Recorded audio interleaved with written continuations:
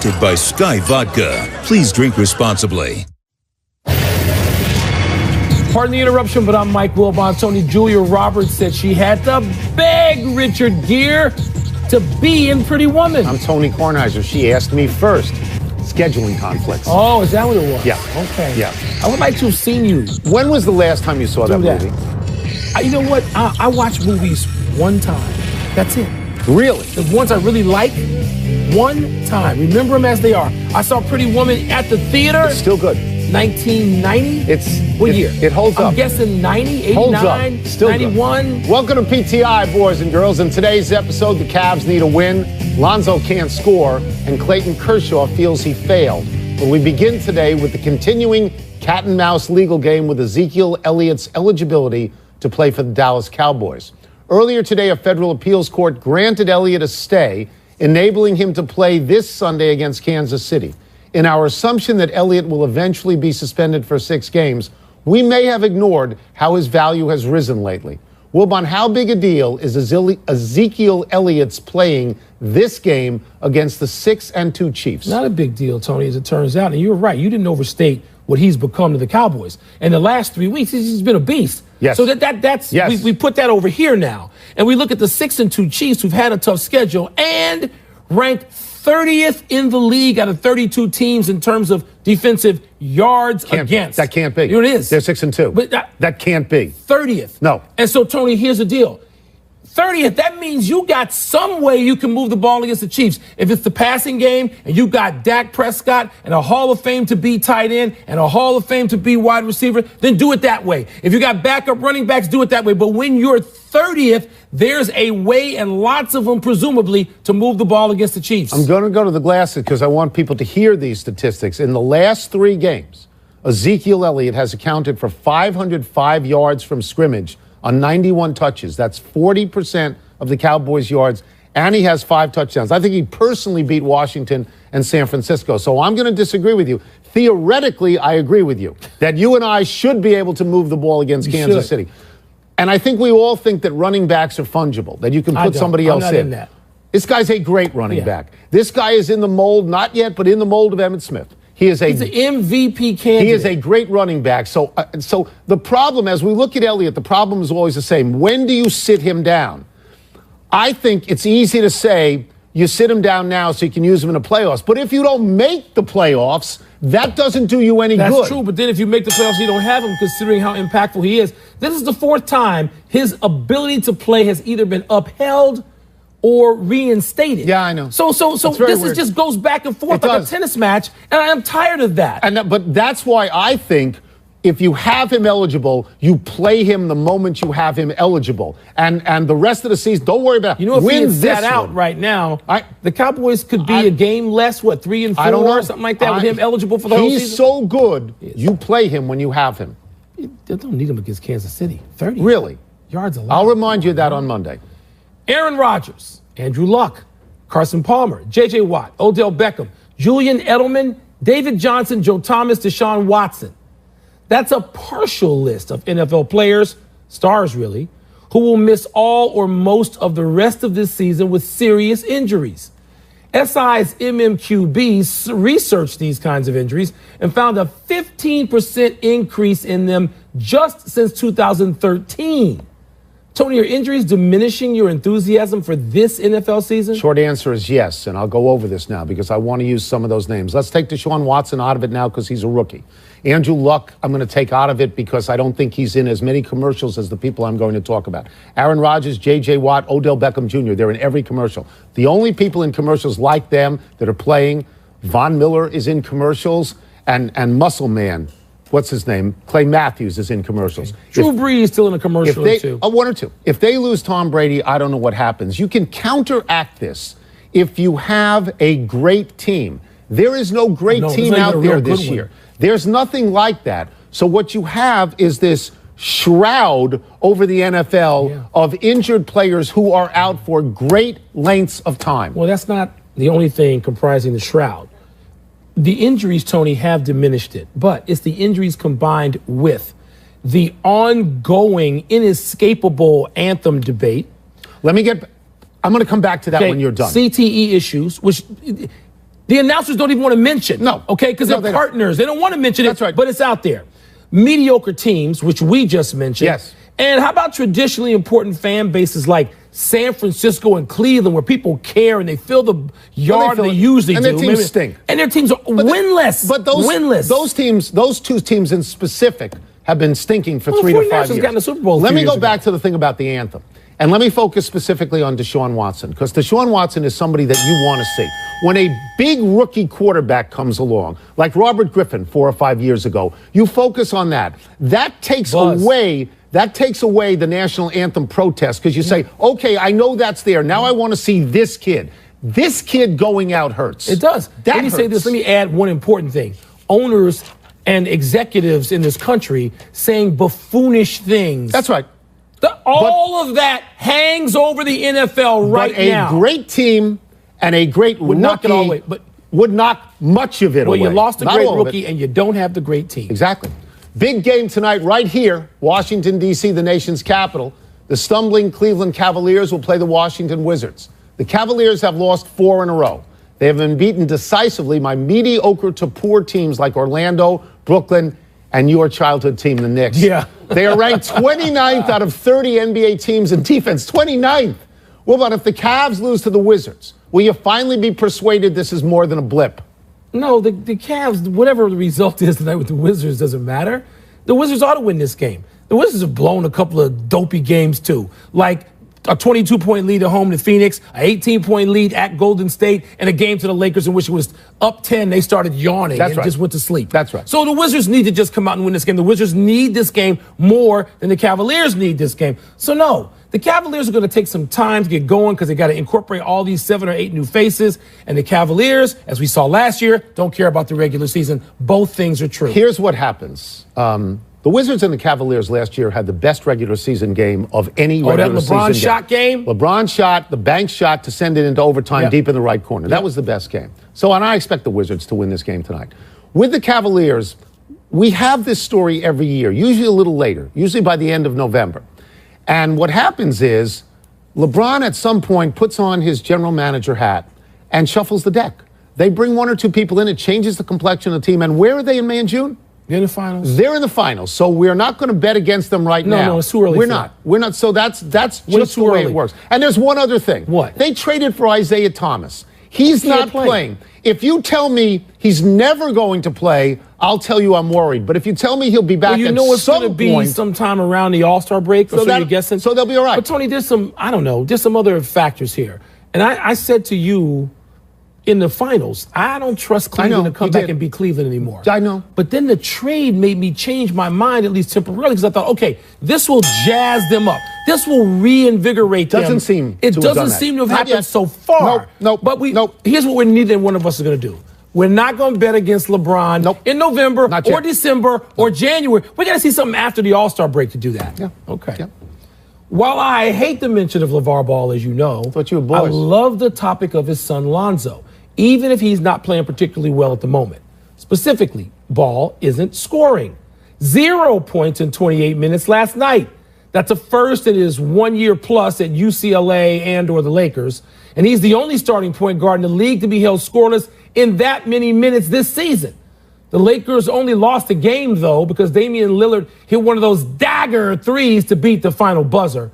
So, Tony, how big a concern should this be for the Lakers? Let me go back 30 seconds to LeBron James. He has earned the benefit of the doubt over a long period of time. Lonzo Ball does not get the benefit of the doubt. No. Lonzo Ball played 30 games with UCLA against boys. He's playing against men now. 2 shots, Mike. 2 shots from your point guard. Passive. You can't. That's not enough. Now, I know I've sat here and I've said of John Wall on nationally televised games, 28 shots from your point guard, that's too many shots. 2 shots isn't enough. It's just not. If people don't think you can shoot, they sag back, they take away the drive, and what happens? You never go to the line. Did he go to the line last night? He did not go to the line. No. So to me, this is a cause for concern. A little bit. I mean, you heard the passing lanes close up because guys just slough off and they drop back into an area where they can get their hands on balls. And I think he only had like 4 assists. And he's shooting 28% in the last 6. You don't put enough pressure on the defense if you're only shooting twice. You make your man guard you. No. However, He's a rookie. Understand. What I love about Lonzo Ball and all these guys that are actually playing this year, as opposed to the guys who were part of the process in Philly for all the red shirt seasons, they're going to have to go through their growing pains in uniform, on the court, in games. Yes. They're not sitting out. So Lonzo Ball's got some growing pains, Tony. It's okay. But he's not an ordinary rookie because of his old man. There's a target on him that is different from everybody else. He gets D'Angelo Russell tonight. D'Angelo Russell was sort of a failure, right, in the Lakers. Yes. D'Angelo Russell's going to try to light him up tonight. Lonzo Ball is in for this every single night. That's what you're not concerned at all. I think you have to be concerned a little. I think you don't even say anything to him. You go back to practice and you get better, which nobody wants to do anymore. They'd rather cut you. Let's trade the best wide receiver because it's not working out 5 weeks in. Got to shoot more than twice. Got to shoot more than that. He needs at least 10, 12 shots. Clayton Kershaw pointed a finger at himself after Game 7, saying poignantly, quote, maybe one of these days I won't fail. We won't fail, and we will win one of these things, unquote. Now, Kershaw has 3 Cy Youngs already. He will likely win his 4th later this month. Wilbon, do you see Clayton Kershaw and the 104-win Dodgers as failures? No. I mean, I understand. Look, Clayton Kershaw can hold himself to this highest standard. I think this is what you expect your leaders and your truly great players to do. They, not the media, not their teammates, not the fan base, they hold themselves to the highest possible standard of achievement. And so, no, I don't consider them a failure any more than I consider the 73-win Warriors a failure because they couldn't beat Cleveland because they lost to LeBron James in the finals. And I know Golden State already had won a championship and the Dodgers have not with this group. Yeah. But no, Tony, you know what? I applaud Kershaw. And I say, no, that's a little too harsh. The Dodgers are not failures. The Dodgers won the amount of games that they won, and on the way, they beat the Cubs, the defending champions. They got to Game 7 of the World Series, and they lost that game. The team that finishes second is not a failure. I mean, they're not failures. It is more complicated with Clayton Kershaw because he's the best pitcher of this generation of pitchers, and he's already going to the Hall of Fame. And like Greg Maddux, who was a great pitcher and did not have great success in the postseason, you wonder about this. Mike, I think Game 5 is haunting. He had a 4-0 lead and a 7-4 lead, and he lost them both. He came back and he pitched great in Game 7. In relief. That's okay. He pitched great. No, I think he got himself back out there. He's 30 years old. I think he needs, I hope the Dodgers go back, because I think he needs a couple of more opportunities on that stage. You know what? He may never even pitch in the World Series again. Ask it's hard. Stockton and Malone It's hard. if it's automatic just because you're an all-time great that you win. And they got back one more time. No, you can look at every sport, and there are great, great, great players, Hall of Famers, who didn't win. And I hope that Kershaw doesn't have to carry that around. I don't think he's a failure. Of course not. He's the greatest pitcher. But Game 5 will haunt him. It's haunting. Let's take a break. Coming up, is Clemson the top 4 team that's most likely to lose this weekend? And Georgia ranked ahead of Alabama because the Bulldogs are really better? How about Jordan Spieth? You think he's going to be haunted? No, because he has...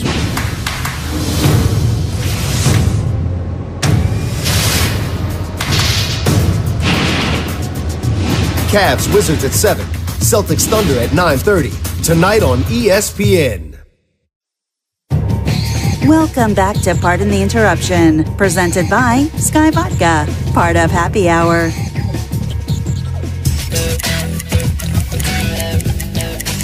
We got a bunch of ranked matchups in college football this weekend, which makes it a great time to bring in our friend from College Game Day. It's the casual Friday version of Kirk Herbstreit.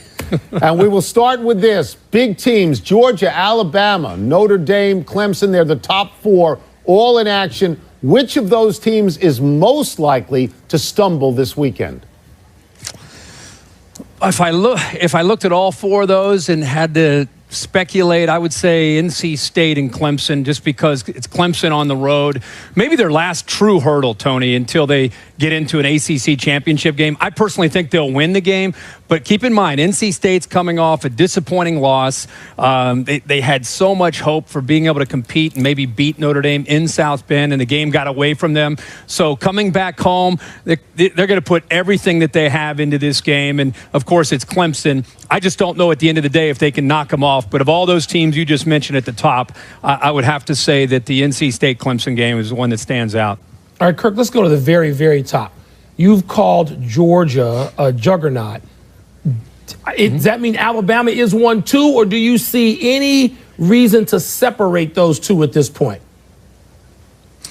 I think I really respect what Georgia's doing, because listening to these players, it's one thing as a head coach in college football to stand up in front of your team and talk about the messages and talk about, here's our discipline, here's our objectives, here's what we want to do. And you talk all year. But when you start to have your own players, the leaders of your team, start to see that with the way the leadership is being put on display every week with the Georgia Bulldogs. That's why I've been very impressed by them, not just the results on the field. There's something from an intangible standpoint you have to like about them. With all that being said, I still think Alabama is the top team in the country. You can knock their resume, you can knock the teams that they have played, and maybe eventually we'll get a chance to see that game in the SEC Championship where Georgia ends up playing Alabama, both teams unbeaten. But for me, Bama's still a step ahead of everybody else in the country. All right, you got some crazy travel schedule coming up tomorrow, but you're also going to be in Oklahoma for Oklahoma versus Oklahoma State. If both Oklahoma and Ohio State win out, could you see the possibility, Kirk, that Ohio State makes the playoff ahead of Oklahoma, who they lost to at home?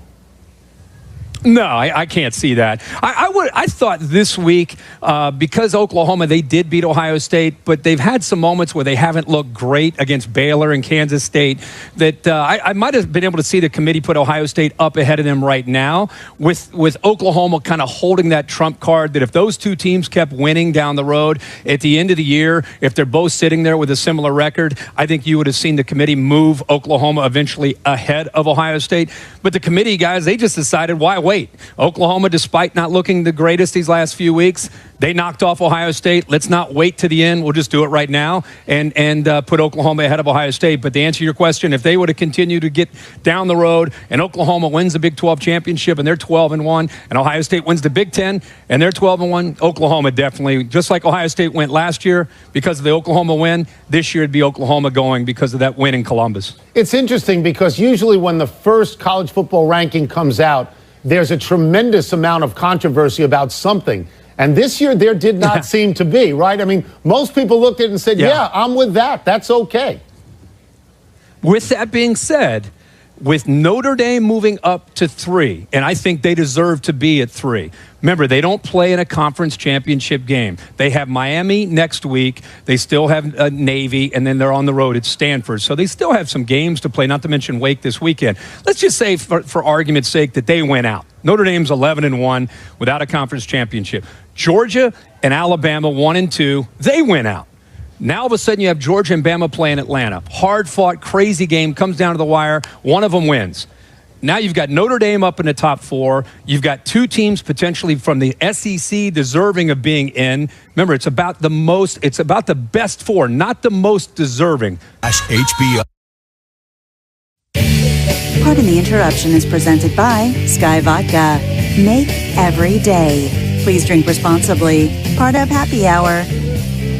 Happy time. People, happy 30th birthday, Colin Kaepernick. Despite injuries to so many quarterbacks and poor performances by so many others, Kaepernick is still out there, still unsigned, although his lawyer, Mark Geragos, says he will be signed within a week. Which week? Shefty, citing a league source, says Jones, Kraft, and McNair, owners all, have been asked to turn over their phone records and email in regard to Kaepernick and possible collusion. Happy anniversary, Adrian Peterson. Around this day 10 years ago, you ran for an NFL record 296 yards, 253 in the second half. That means Peterson gained more yards in that half than he has in all 6 of his games this season with New Orleans and Arizona. He's got 236. There's talk Arizona will feature him this Sunday against the winless 49ers, probably because the 49ers are 29th against the run. To my point about coaching, you mean guys can't figure out how to use him, a Hall of Fame runner, as a weapon? They can't figure it out? What does that say about the coaching in this league now? Happy trails, Greg Popovich, the San Antonio coach, was tossed last night after mouthing off about a non-call on Golden State's Jordan Bell for an obvious walk. Popovich's Spurs were already in the process of blowing a 19-point lead and would lose by 20. The Spurs are simply not who they were without Kawhi Leonard. Tony, if you don't have a superstar on your team, you're sort of just a nice team. Yeah. That's all they are until they get Kawhi Leonard back. They need him. And Tony Parker's out too. Speaking of future Hall of Fame. No errors today. Let's go quick to the big finish. Astros held their victory parade today. Your thoughts? Tony, I'm glad there's a feel-good in Houston after what they had to go through with Deshaun Watson. Good for them with the parade. Bills lost to the Jets, and Richie Incognito called Thursday night's games BS. Valid excuse? Not for losing, because the other team played too, but he's right. The Marlins declined their option on Ichiro. He's a free agent. Do you think he'll play next season? Tony, I know he doesn't play much anymore, but I would sign him, give him a chance. Let's see. The guy's one of the greatest players ever. Slap hit. Caroline Wozniacki and David Lee are engaged. Wish them well. David Lee, the basketball player? Yes, Knicks, Spurs, Golden State. David Lee, Really? good guy, yeah. Good for you. Right now. Last one, the Celtics go for their 7th in a row tonight at the Thunder. Do you like their chances? I do. Partially because Jaylen Brown and Jason Tatum are better than you thought they would be in replacement of. Thanks for pinning it on me. We're out of time. Try and do better the next time, and I'm Tony.